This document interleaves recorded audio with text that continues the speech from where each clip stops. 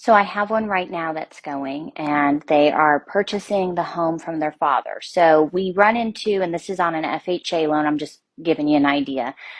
There's the identity of interest, which is when you are buying from like a family member, or there's like, let's say your boss owns a home and you're purchasing it from them.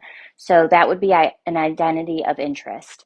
Now, if that's the case, then FHA, the general requirement for down payment is 3.5%. With identity of interest, it's now 15%. So there is a way around it.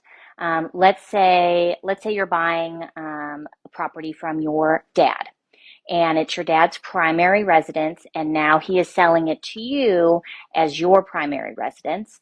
Then we don't have to worry about the identity of interest with the 15% down that's required.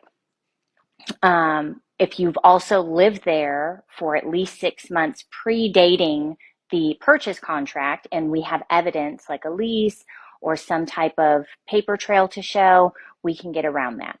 Now, generally, with people that are buying from a family member, sometimes the family member is not selling it at full price, or they're more willing to help out with closing costs. So for FHA, the limit is 6% of the purchase price of how much the seller can contribute towards closing costs. Now, this is not money that's coming out of their pocket.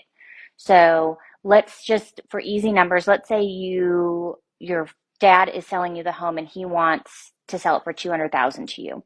Now, if we bump it up to, let's say, $205,000, and he gives $5,000 in seller contributions, then that money's, again, not coming out of his pocket. It's out of like his bank account. It's coming from the equity in the home, and that $5,000 now comes off of the total cash that you need at the closing table. So a lot of times we do that. There's also a gift of equity that the seller can do, which helps out a lot. So there's different things that can be done.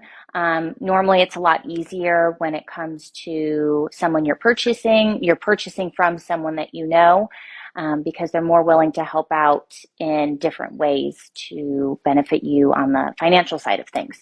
So hopefully that helps.